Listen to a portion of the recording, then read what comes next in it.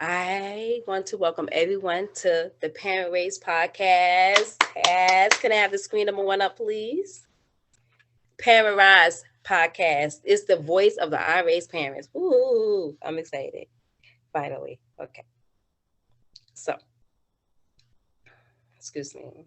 So today we're gonna have a serious discussion, and this is a really not well discussed discussion among younger people, and we're talking about the resilience of the non-Native American woman. And I am so happy that Jahani and Dalamu is here with us, and we're going to get into the challenges, the resilience, and maybe provide a sense of hope. For everyone who's going through the situation, the process, or has gone through the process, or already in the process. We want you, Miss Jahani and Miss Dalamu, to provide a sense of hope. Woohoo. Welcome, welcome, welcome. Okay, I thank you so much. Johanny, please. I'm sorry, Miss Dalamu. Just introduce you. You could introduce yourself. Okay, so my name is Dalamu Sherpa. I'm Asian, so I came to America like 13 years ago, and I've been living with my family. Originally, lived in a New Jersey area, like very rural area, and then lived in New York City for 5 years, and then I'm back to New Jersey again with my family. And currently, I'm a human resource supervisor at iRaise, and I love what I do. All right. Thank you for joining us. Next, we're going to have Miss Johanny. Please introduce yourself to us. Hi, I'm Joanny. I'm Latina. I actually was born in the States, but I am child of immigrant parents. Okay. You want to tell us where you live now, where you Oh, work, or your yeah. education? Like, just share I'm did you discuss this on the bio? I don't know if it's Some me. about you. Yeah. I know what you're thinking, Johanny. It's me too. So, Oh, okay. I'm so confused. oh, Miss Priscilla, I think the video is that lagging. Yeah, I do hear the feedback. But everyone said one moment. If it's give me a moment, let me just okay. One moment. Let me see. Let me. Okay, one moment. Is this when you talk now? How does it sound? It sounds good right now. Okay, so you can continue. I think it was like the connection in my area is not good, but it's okay. Right.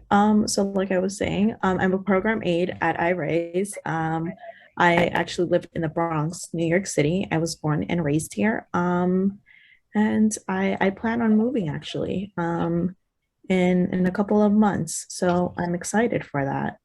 Okay. You're moving in a couple of more months. They're from the Bronx. Mhm. I'm from down, woohoo, where hip hop started. Okay. Welcome, Miss Johnny. I appreciate can you pronounce your last name for me so I don't mispronounce it? Yeah, it's Amesquita. Amesk Ameskita. I like that. Yes. That's beautiful. Okay. Thank you. So we're gonna get started with some questions. And the first one I would like to ask is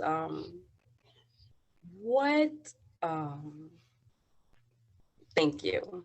There's a story behind every decision, right, to migrate. And what was yours or what was your parents? And I'm gonna ask Dalamu first. Okay, got it. Thank you.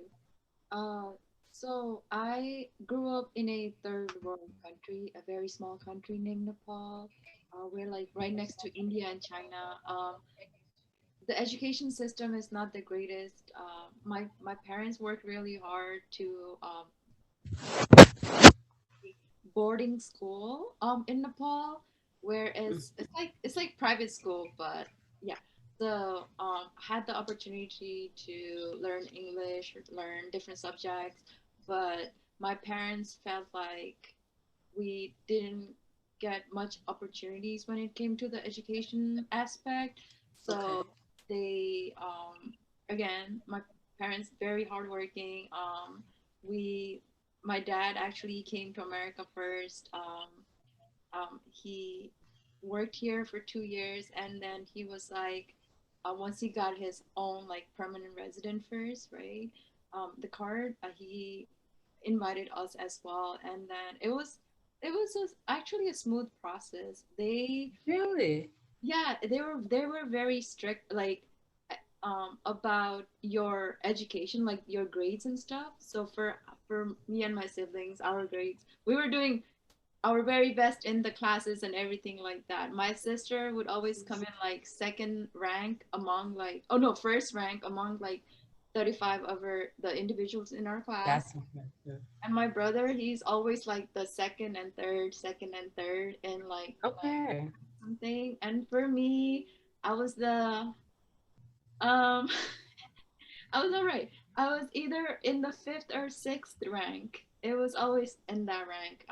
But they were very strict about how well you were doing in your school area, Hmm. so that when my dad did like like um, did the process of like having us come to America, I would say yeah, in a way the process went smoothly.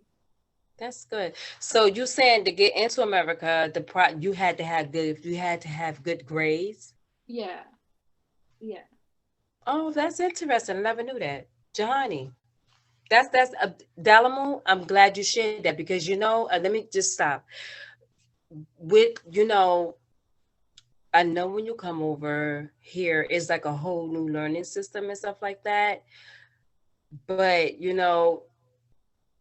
to learn that that's a process to get over here, you have to have good grades, and your education has to be well for the children. Is that's something that resonates with me, because a lot of children, I'm not saying take it for granted, but they're not aware of how even though it's not as well as we would want it to be, they don't understand the real struggles. You understand what I'm saying? Like everything that's presented here for them. So I thank you for that, for letting me be aware of that right there in our audience. Okay, Mr. Honey. Yeah. So my parents are actually originally from Guatemala. It is also a third world country. And they came here because of there was like like I said, Guatemala is a third world country, so there's not a lot of resources to really become more educated and stuff. And so that's why they decided to migrate to the US. Well, I was born here, so I know that they met here actually in the Bronx, and Wow. they had me. That's impressive. So you see, so did they ever share how it was to you for them to get over here? Did they ever share that part with you? Because we see with Dalamu, like, okay, so her dad came and he brought her over. They had to have really good grades, but you were born here, you know. And what did they ever share their experience with you about how it was to get here? And they did. I know they did. You said they met here. Yeah, they did. So first it was my dad. My dad had his sister come into the States, and they had a visa. They came here, and then my dad followed her. They first actually started in California. They didn't like California. They moved to New York, so they were like jumping up and down around like side to side. And after he had settled, he actually did not like New York. He was not a big fan of New York. He thought it was like no place to grow, and we live in a shoebox apartment. New York apartments are like a shoebox. The rent is crazy. Um, Mhm. So he didn't like it at first. See, Okay. um, Question. yeah. So yeah, after they migrated, they met here, and yeah, that was their story. That's wonderful. At least he was looking around for a good place, right? He went from California then to New York, and he said, "Yeah, the apartments are like shoe boxes, but when I grew up, they had like the pre-war buildings, so those apartments were gigantic, And even for those shoe boxes apartments, it was like it's challenging, but gotta make it work somehow, some way, right?" Yeah. So I want to ask another question here, right? Migration is hard. I want to skip down to the part where migration can be hard. Where did you find strength in difficult times? And how do you think that migration has changed you? So, where did you find strength when you came over Dalamu? Where did you find your strength? Mm, it'll be, it might not be much about strength, only because when I did come here, I was enrolled in the eighth grade, right? Oh, wow. Okay. Yeah, enrolled.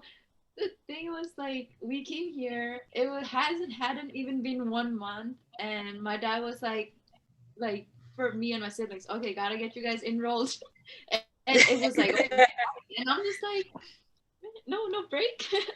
So yeah, actually started eighth grade right away. Just I would say felt very lost in a sense that um this was in New Jersey, very deep part of New Jersey, where is majority of white people, and the middle school that I went to is a middle school that I went to. It was wait, is it middle school? Seven, wait, seven, eight. Eighth grade, seventh. Yeah, that is middle school. You're Thank you. right.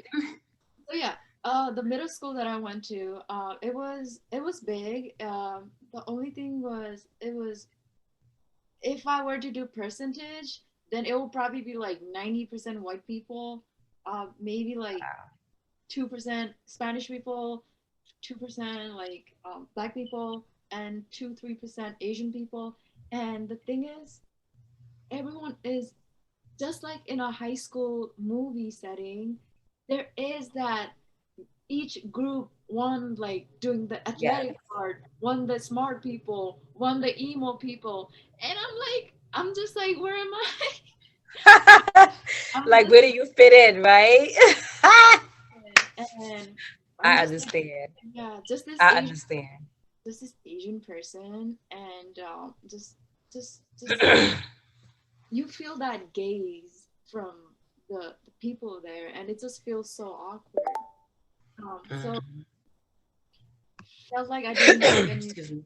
that whole eighth grade, and everyone, since they knew like each other from like I don't know, like it's like they knew each other from like full like elementary school and everything, and they go to middle school, and then they go to high school. And for me, when I did go to high school, it was ninth grade there, 4,000 students. Again, same thing with the percentage, and it was very awkward. They put me in we like they put me in ESL class, even though the English, they have a requirement where if you're like immigrant, right, still an immigrant or international person, they want you to take an ESL class even though your English is perfect. Because I did go to a boarding school where the English subject was very strict. So we did like the whoever that you like speak with regarding like assigning like classes and stuff. I was that we did express that, hey, like our English is very good. So when Sorry. we did, no worries. So when we did get enrolled in the ESL class, it was like, what am I doing here? It was so simple, and people were like this, I don't know. And but in a way I did feel included because everyone in the ESL class, they were international students, and I was like, but overall it was a very awkward middle school and awkward ninth grade. So finally, my dad found a job in New York City, and finally we did move to New York City. And I would say that was like the best decision ever. Again, got enrolled in ninth, like 10th grade. It was a high school called Forest Hills High School. It was very diverse. Everyone, I don't know, it just, you just feel so welcomed.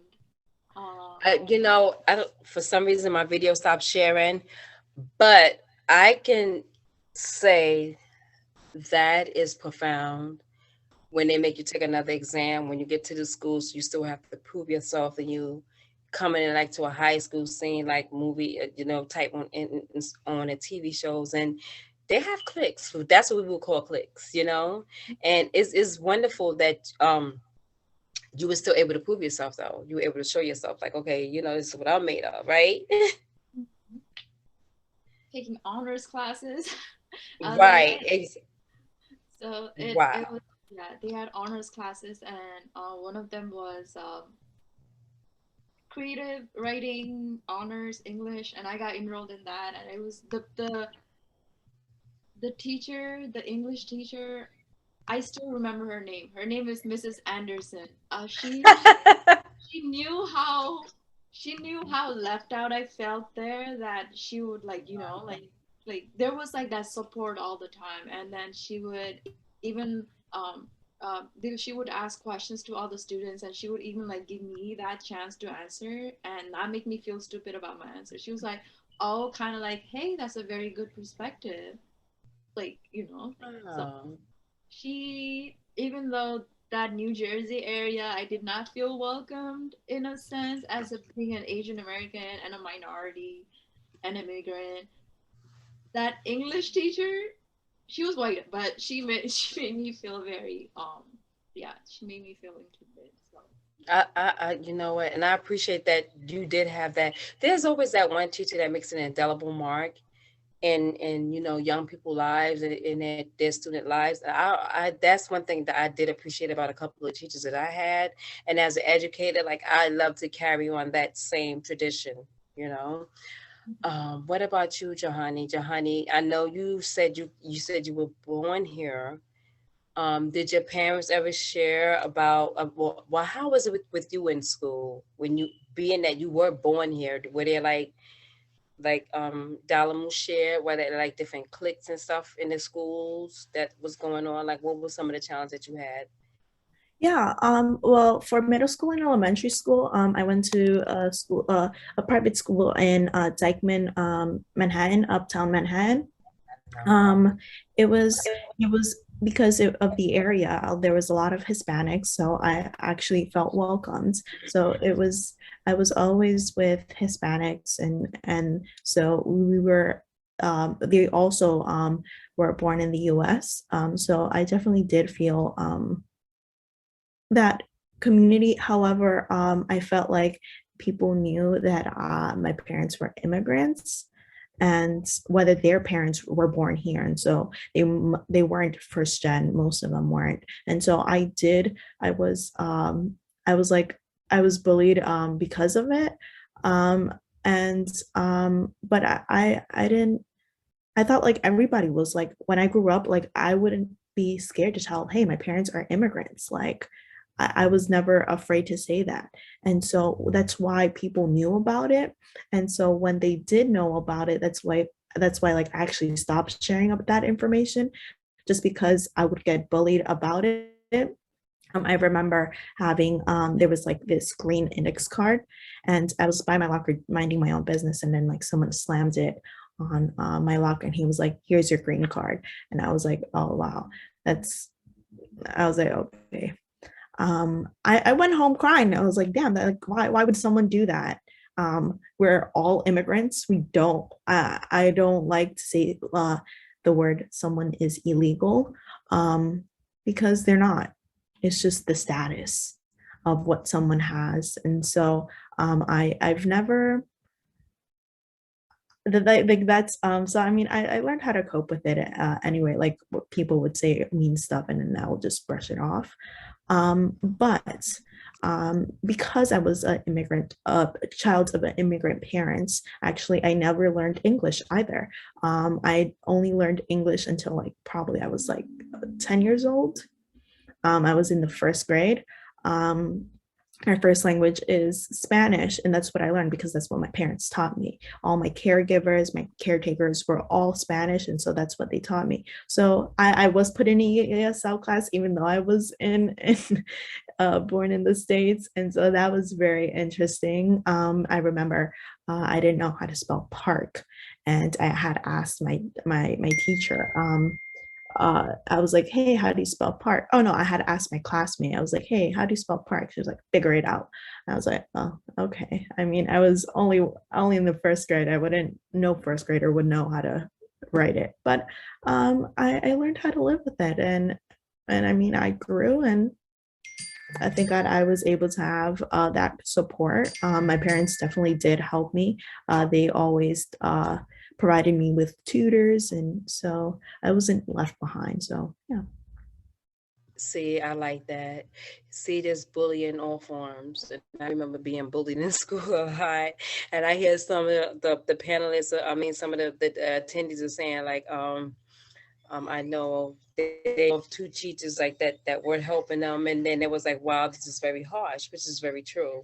And kids are just so mean sometimes. I'm like, what did you not eat this morning? What happened? I remember getting bullied a lot in school, and so what I did was like, yeah, I used to fight afterwards, but at 3 o'clock, when the bell rings, you can everything the back in the days, but it was what how I got my outlet was I excelled in school.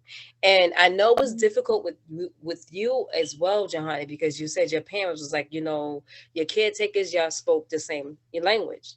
That's where I learned in one book in psychology I was reading that's where we find our comfort. You know, when you're in it, but you grew up here, but for them that was where they found their comfort, speaking that same language, eating the same food, living the same life, the same values and the same culture. And I thank you for that. Yes. So, I had a funny once when you mentioned spelling. I just remember something funny. So in Nepal, it's all the spelling is like British spelling. So oh, when I like in the seventh grade, I was kind of writing and I put COLOUR, and the teacher goes, "That's not how you spell." And I'm like, what? I was so confused. And then but the teacher was nice enough to say, "Oh, this is this is not British English. It's just English. American, SCOL." exactly, I was like, exactly. so it was funny. That But I remember. at least she was kind enough. I remember I can still remember this when I was 10, and this one boy kept saying tree when he was trying to say three, and the teacher was like, I remember his name was Omar. I was 10, and I still remember this to this day. And he was like, "Where do you see a tree in here?" And the kids was laughing at him. I felt so bad for this boy in my class. Like I was like, "What is wrong with this teacher? Like, what kind of chip he have on his shoulder?" You know. So we understand the bullying aspect of it, and we understand that children can be children. But has that changed you in any way, Dalamu? uh, mm, Even with I, the migration, with the experiences in school, and how would you say that it changed you?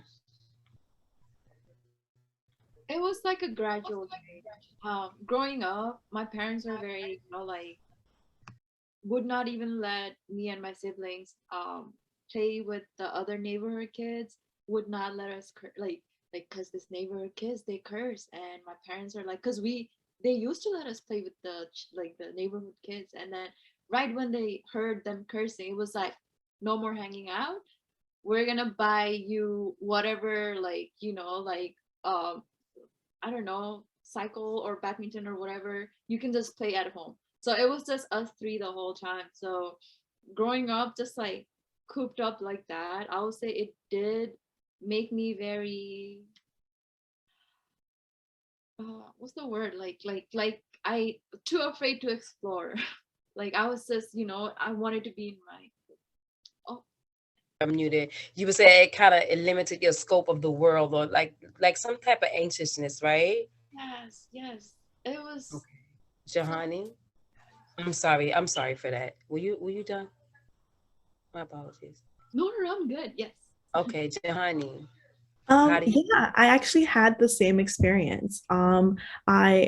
I I was never allowed to go like play with the neighborhood kids either. And I think what you're trying to say, it's like it hindered your social development because as a child, you're supposed to, you learn these different skills, problem solving, critical thinking, and all these skills that you need to in order to become older, and you'll use those skills, like those skills are useful, and I never ever was able to do that. And so I definitely do do relate to your experience as well. I would always, they would buy me Legos. Like, I mean, I was looking at Legos right now, and it was like $300 for a set of Legos. And it was like, wow, you bought me this much just so that I could play by myself. So yeah, they would get me like activities to do by myself. At that time I was the only child. I had a older brother. He was actually he came here when he was 16. He was from Guatemala, and so we had that 16-year gap. And so I mean, I couldn't play with my brother that he's 16 years old.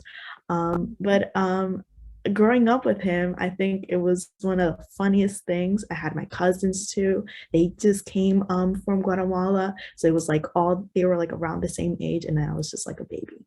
So and I think also my last name changed just because actually there's an accent on the E, but no one knows how to pronounce my last name. And so I didn't know I had like my last name was different until my cousin actually came recently. He was like, "Why don't you ever put the accent?" And it was like, because there's no accent um, in the English alphabet. And also there was something that had changed too.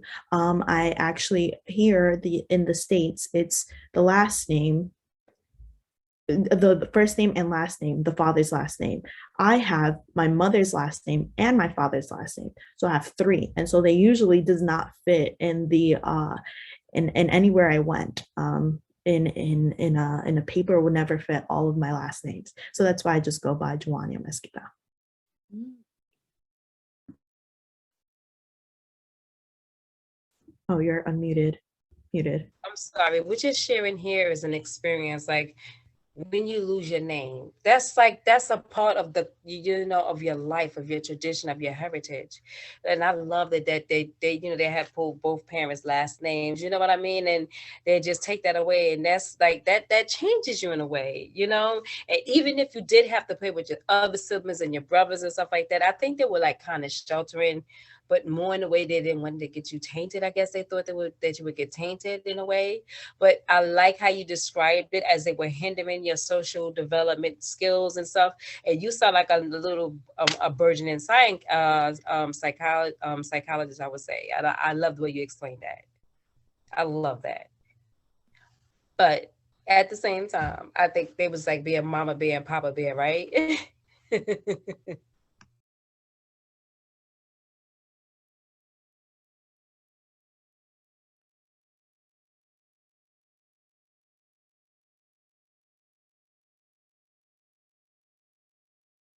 Are you able to unmute yourselves? Oh, us? Yeah. Yeah, everyone seems to be muted. Okay, so we want to have a commercial break after this. I like that you said the both of you have something in common. See? I Joanne, love it. let's do some bump right over there. Yeah. Ooh. What happened? Someone's not muted. Oh, I don't know. Who said that? Oh, that was me. Oh, oh, thank you. My apologies. I have my specs on. I still am not able to see as well. So we want to have a commercial break, and I'm trying to see if I can get this video up on my screen. Moment, please.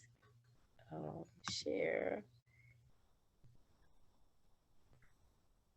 Okay, no, I don't want to do that. Wow, front and center. Okay. What we're gonna do is announcements right now. That's coming up because I'm not able to share the commercial yet. But I raise Girls and Boys International do have two events that are coming up.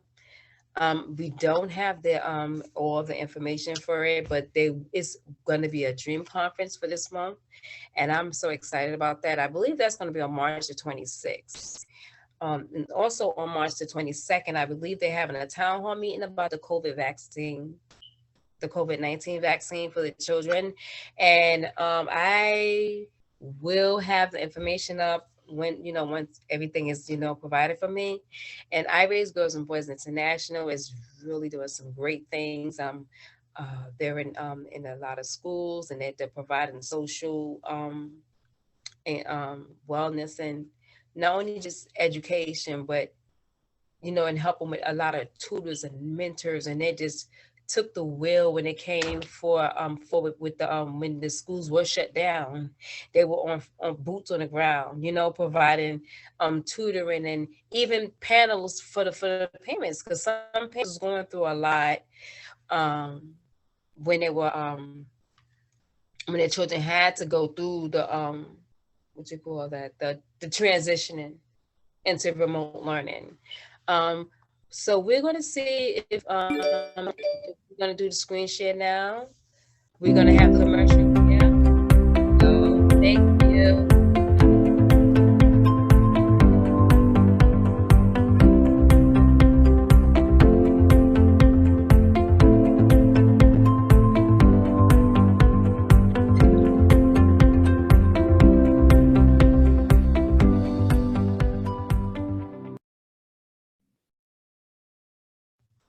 Thank you for that. Thank you. Okay, wonderful, wonderful. So this is what I raise is all about. Changing the dynamics of the school, of the whole child, the experience of children in school, out of school, their mental wellness. Everything is important. Parents and resources, they have so many events. I can't even just name them all. You're going to have to visit iraiseinc.org to find out more information. Now, let's carry on. We have more questions coming for our wonderful panelists. One minute. We did share about we talk about the part with thank you. Thank you. Okay. As time has passed, I know I want to. I do want to. It's a lot that okay. And we asked that, in what ways do you think it made you a stronger person? No, we said how it changed you, but in what ways it coming over here to America or being born? For you, Jahani, we're gonna start with you. And what ways do you think that your parents coming over here as migration made you stronger as native, non-native Americans? Yeah, I actually think it made us have a bit of thicker skin. My mom has expressed to me that actually when she did come here, she's actually a seamstress. So she went, Wow. so she was in Brooklyn, and she was working at a factory where they make curtains and stuff. And so we have designers, and we have the guy that does. They also do headboards. And so when she first started out, she wouldn't understand, like she didn't understand a lick of English, and so they would curse at her, knowing that she wouldn't know what they were saying.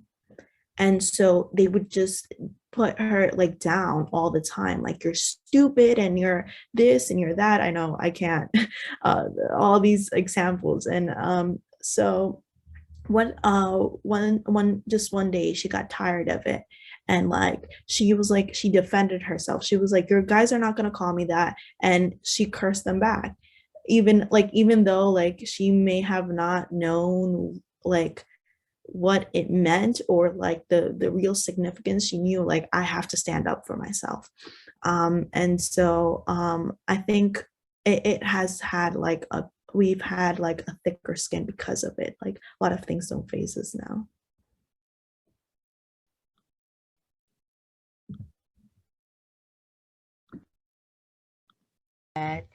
Because they don't understand that the shock, the culture shock. You know, you don't have your people around you anymore, and the way you live, and the ones that speak the same language. And here you're in a new environment. The noise in New York is ridiculous. The pollution, woohoo, that's another story. And here you at work, you're trying to survive with your children, and then you have them down on you because you don't understand their language. Now imagine if they were trying to understand her language. You understand what I'm trying to say? And make a living for their children. If only people could be just a little bit more kinder, 100% more kinder. But I appreciate that it gave them thicker skin that she was able to stand up and defend herself. How about you, Dalamu? In what ways do you think migration has made you a stronger person?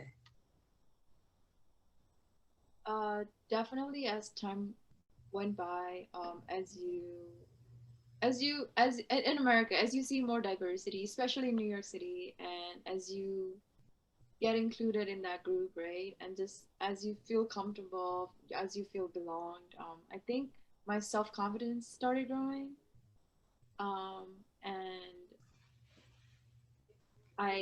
there were moments where I was like, you know what, being cooped up is not good for me. So it's as if you're kind of forced to get outside of your bubble.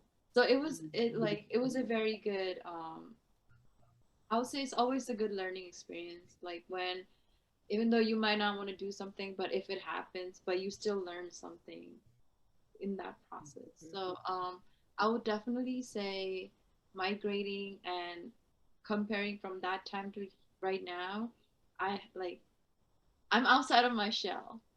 I am Ah, awesome. yeah. Awesome. I like that. I like that. I like that. That you said it was diversity and you was able to, to get yourself out there, within the diversity. I guess as you know what, children are so resilient, I would have to say. And they're really good at, not really good, not all the time, but bouncing back is what I would call it. They bounce back, and you both are just so wonderful. I love the way you share about your parents and some of the fears that they may have had, and um somebody batteries. Okay, sorry about that. And the experience you were sharing about some of the ways that your parents had to deal with the different dynamics, and how they keep they keep the heritage, I would say, with their children, that they don't get lost. And like you said, they heard them cursing. And I even had, like, when we grew up, I had one friend. She was the only Asian friend I had, and her name was Sue. And my dad used to go down to the Asian dry cleaning. He only did his shirts there. He didn't go to a regular dry cleaner. And I would see her there, and I would wait for her. But I understand like how they did that separation. But she just so happened to sit next to me in class. When I tell you her art skills were off the chart, her art skills was off the chart. And I was only in the second grade. She can draw and sketch anything. Her handwriting was perfect. I was like, how she know how to write like that? So that gave me the challenge. I'm gonna write like Sue, right? Right? Okay, so what have been your biggest challenges? And I think you guys have shared that, but if you want to go on with that one, Jahani, what have been your biggest challenges? So currently, I'm applying to colleges. Mhm. I'm 18, and it's like I do these accomplishments, right? And it's like they don't understand like how big my accomplishments are, they're like, oh, okay, congrats. And so that's like, that's it's and it's not because they're not happy for me, it's just they don't understand like the how important it is, you know what I mean? And so trying to make communicate that to them, like saying, you know how important this is, and then they're like, yeah, it's not the same to them. It's because they've never endured it. So that's one of my biggest challenges. And okay, so when you say they, who are you referring to? Like your counterparts or the people you're applying to, or is it your parents? My parents, yeah. Wow. Wow. That's profound. That's profound. Wait, How does that make you feel? I would I guess I kind of know how you feel, Giovanni. It's How about okay, Dalamu. Let's jump in. oh, What have been your biggest challenges? Applying for oh school, right? It's right. Mm-hmm. yes, yes, and also being compared to my siblings. My parents always compare me to my siblings. Uh, my sister, she went to Columbia University. My brother, they went to like he went to University of Rochester. Me, I went to City College of New York. Of course, I feel like it's a great school, but sometimes parents, I don't know, they might not mean it, but unintentionally they end up hurting your feeling because Right. they're comparing you to your like your siblings. So Wow. I would say trying to live up to my parents' expectation definitely was difficult. Um, Mm. but now, but I think as time goes by, my parents are being more understanding, even like knowing, like, like kind of like, how you say, like, think before you speak, or yeah, think before you speak. Yeah. So now they're, more considerate before they say something.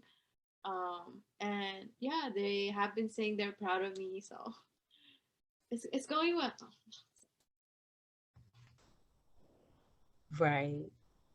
See, and it seems as if I thought the biggest challenges would come from the outside instead of inside. Like you have one that's saying, okay, your goals are too high, and the other ones your goals are too low. That's interesting, isn't it? It is from inside. Wow. Okay. I would have to go on to the next question. This is a good discussion right here because you know something, it goes on in every household. It seems as if you're being compared to your siblings, or you're just dreaming too big. That's not gonna ever happen for you. You know what I mean? But there was a quote I like to keep on one of um uh my signatures, and it says when your child believes in themselves because their parents first believed in them. That's really important for them to believe in you, you know?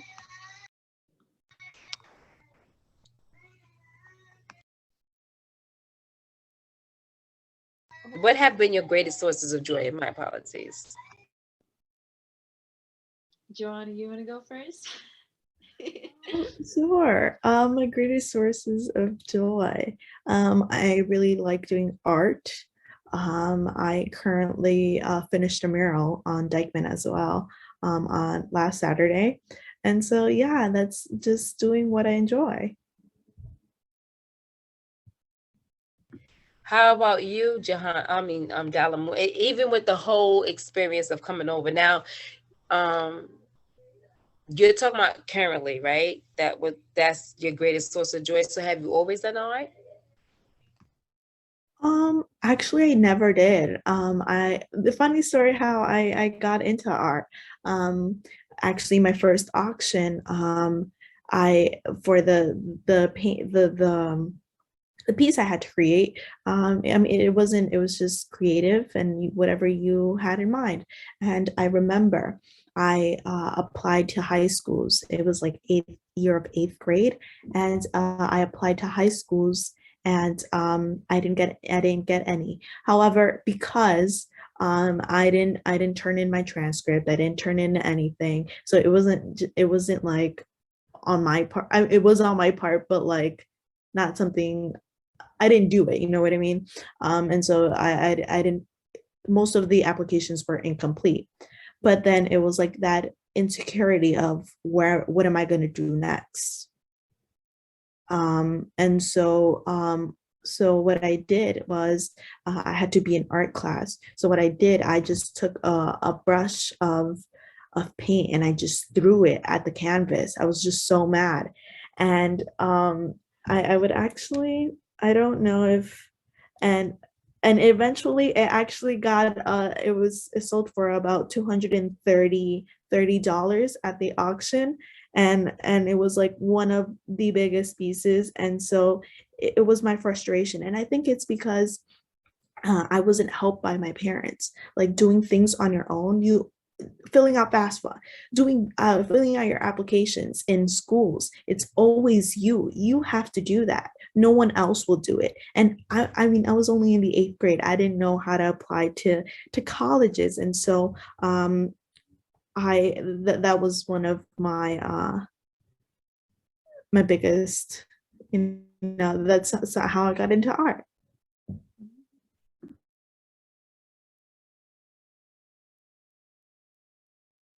Challenge turned into a joy. How about you, Dalamu? I like that though. The way you said you had to do it yourself, but maybe because of the barrier with the language barrier, right? With the completing of the applications, right? Yeah. I bet you can really fill out some applications really good right now. How about that? Yes, I can. Dalamu, what have been your greatest sources of joy? My greatest sources of joy, I would say my main source of joy is ice skating. I have been ice skating for it's about to be 6 years. I started as not a professional, of course.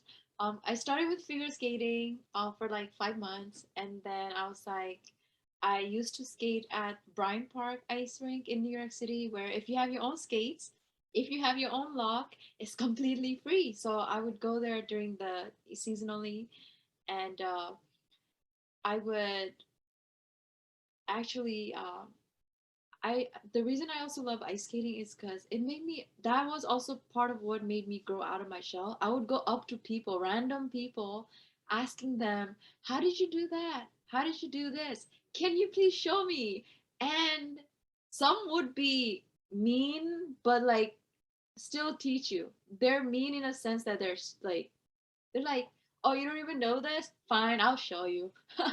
but I would go up to like strangers, and then from strangers we would become a friend, and it was like a regular, like your own skating buddy that each time you go to Bryant Park you meet them. And I just started falling in love with ice skating. So most of the friends that I made there, they all had hockey skates on, so they would try to teach me figure like freestyle skating on my figure skates. I was like, you know what, it's time for me to stop. That's So funny. actually, yeah. So I've just You, been but skating. I'm so sorry to cut in on that one. I love how you do. This is called resilience of the non-Native Americans, or even the non-Native American, like the next generation, right? I mean, the second. Well, you're a Native American, Jahani, but with your parents, but you had to still carry on that filling out your own applications, and then you just splashed that pen across because you couldn't. You were so frustrated, and that became your joy. And look, ice skating became her joy because it made her step out of her box and start asking people, well, how do you do that? And you understand what I'm saying? This is called resilience. This is what I love. This is what you're bringing to the table, forefront center. Awesome, awesome. I love that. Okay, and so what is the one thing you would say you're the proudest of and so far, and why? I would go first. I think how far I would have come along, even though there was like obstacles with the pandemic and all of these things. My school closed down. I actually went to for high school. I did went to school in Queens, at Queensboro Plaza. Um, but I live in the Bronx. And so when they closed down, it was like, what do I do now? I couldn't go into the public school system. They didn't weren't accepting new students.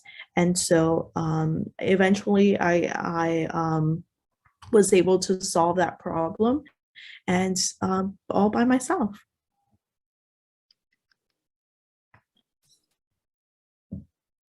I'm talking, and I love how you problem solve on your own, and that is something to be proud of.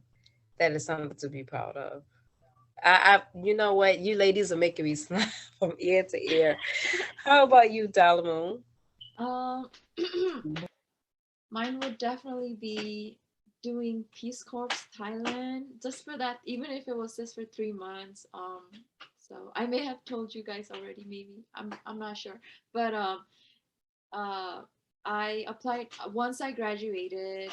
My brother was like, Dalmu, you need to be more independent. Why don't you just do some volunteering program, but like far away from us?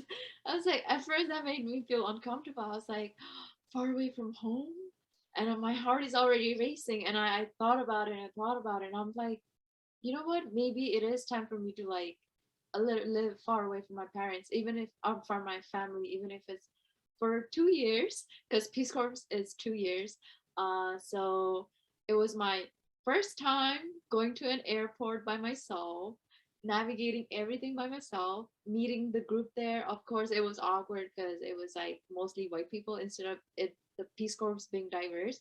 But pushing that aside, I was very proud with the fact that I was in Thailand 3 months, integrating myself into a whole new community, a whole new culture, going out of my outside of my bubble, interacting, trying to interact with the people in Thailand just because I wanted to learn their language. Um, so within that 3 months, I was able to learn a whole new language. It wasn't advanced, but I came intermediate, so that's good.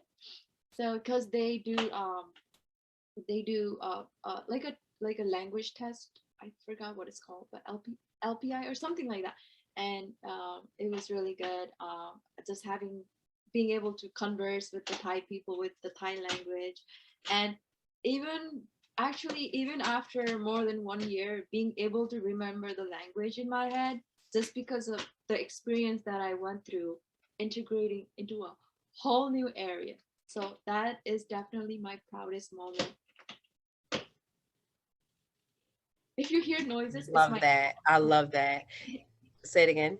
oh, if you hear background noise, it's just my cat trying to It's okay.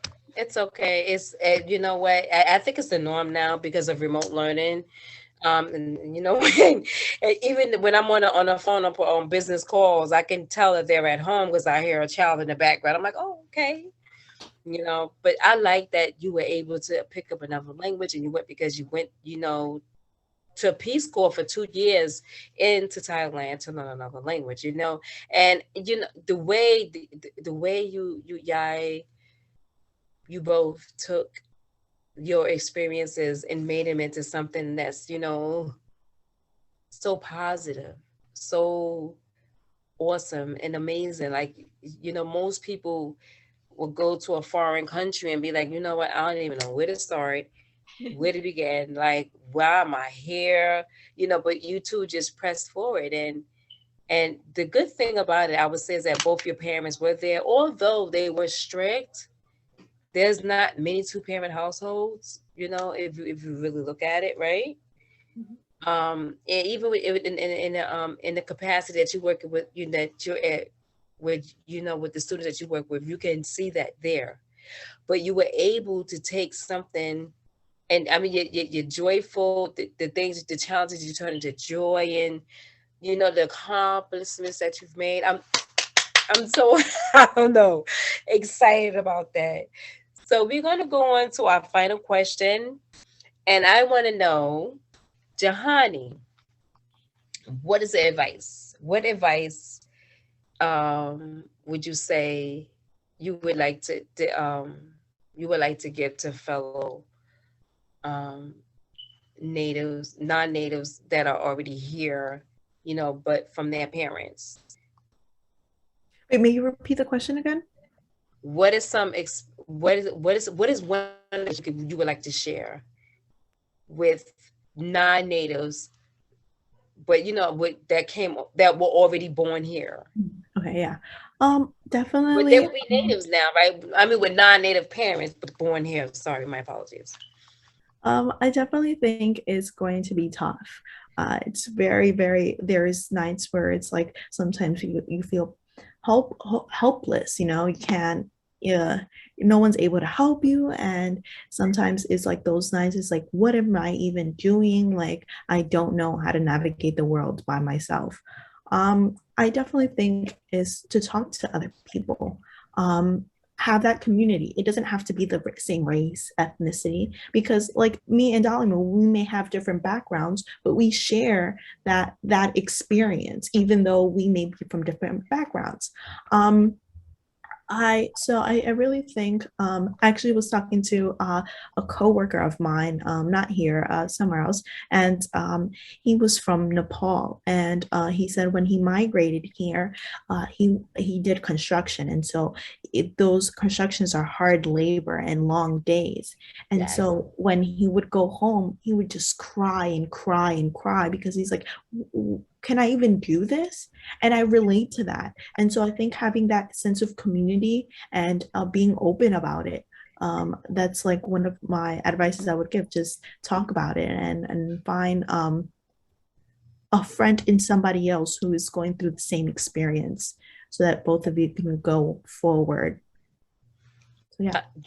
And I can certainly relate to what you were saying with the experience with the young man from Nepal, because they do take advantage of people that come over here.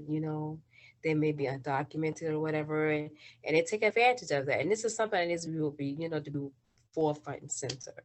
And I know I keep saying that, but it has to be made known. And your story is really helping me, I'm not that type of person like, oh yeah, so stupid. No, no, no, no. But it will help me maybe say, hey, how you doing? And maybe leave an extra tip. You never know. You get what I'm saying? Like, it's making me more aware, you know and I hope the listeners are being more aware. Kindness it really matters. It really matters. And the advice that is going to be hard, but to find someone maybe in your circle, maybe outside your circle, that can help you fill out those applications, right? Or so show you some ropes, or like Dalamu was doing, like, hey, can you show me how to do this move? Like, she stepped out of her bubble. Wow, that I have to commend you. I truly have to commend you, Johnny. You're on it. You're up to big, and really, great things. And I can't wait to see you when you're really shining at the top. Don't forget about me, okay? I want my cut. Miss Johnny. I mean, Miss Dalamy, I'm sorry. What is some advice you would like you can share, with people that are non-natives and that are going through the process? So Dalamu? Well, I can see Jahani on my screen. I don't know why Dalamu. oh, can you hear me though? I can hear you, but I don't know why I'm seeing Jahani. Oh, but go ahead. You can speak. Okay, got it. I can see everyone though. So this advice, I wish I could give it to my young self, and then I would give this to uh, I would say perhaps children who were similar age as me when coming to America. Don't be afraid to, uh, as Johanny said, don't be afraid to, I guess in a way socialize and just be like us. Like don't be afraid to reach out for help, because I think that's what I was afraid of when I was here. Like just saying like that first 2 years of my school in New Jersey, I could have said, "Hey, I'm struggling. I feel like I don't belong here." Maybe I could have spoken with the advisor, but like the thing is, I was too afraid to even approach the advisor. I was like, you sometimes coming from a different country. and not feeling like you're belonged. And then the problem that happens is when you feel like you want to reach out, you feel like you might get judged, which is, I don't know. I wish, yeah, to my younger self, I wish I didn't have that kind of mentality. But at the same time, I was like, you know what? That was a growing process for me. That's how you grow. That's how you learn. Um, you have to struggle sometimes, and yeah, just you struggle. It's okay to struggle. It's okay to ask for help, and it's okay to just be you. I don't but yeah, I would say never give up. Just I would say never give up. Always try to find something that you want to like that you find enjoyment in. So for me, it was ice skating. Ice skating was actually me running away from my stress, running away from just like that college life. I mean, of course, I was doing, I was still studying, but that stress. So it was my runaway space for my own bubble. But like in that bubble, slowly I started growing confidence, reach like just interacting with new people, and just building my self-esteem up, just and then just wanting to keep improving. So yeah, thank you.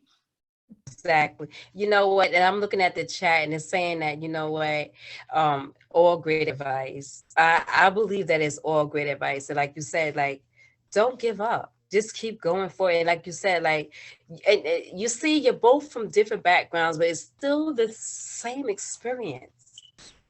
You know, it's still the same experience. And and I'm so appreciative of how you showed your resilience to both of you.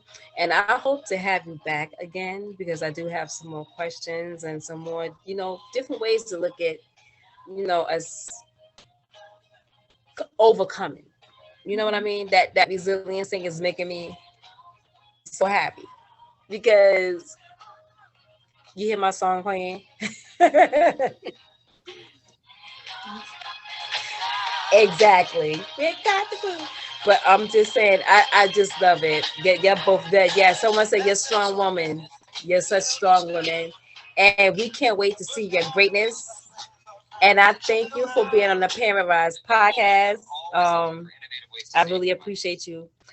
Um, what I have to play my song while we're talking. I'll edit it. Mhm. But you're both. Someone put "Wow, strong young women overcomers" in the chat. Like we're cheering for you, and I can't wait to see you, Dalamu. As y'all both are still shining stars in my eyes, Oh, and I can't wait to see you when you hit the top. But like I said, don't forget about me.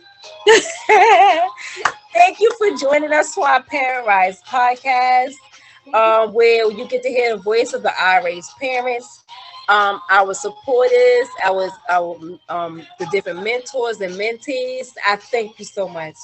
Thank you so much, Dalamo and Jahani. Thank you. You're women of non-native women of resilience. Well, native women and non-native of resilience. Yes, and Thank you. just want to say thank you so much for having us in this, Say it again. and thank you for having us. It was a very, yeah. This was good. I mean, it was challenging getting on here. I'm like, what is going on with this thing right here at the last minute? You want to mess with me? But we have some more questions, and you know something. You know what? Like you said, don't give up. Keep going for it. And find someone in your circle. Find Mhm. someone outside your circle, like you did when you was going around in circles. I mean, on the ice skating rink. But you found the outlet, and she found her outlet too when she beat up that poor canvas. All right. Thank you. Good night. Good Bye bye. night. Good night, guys. Okay. Bye. Thank you so much. All right.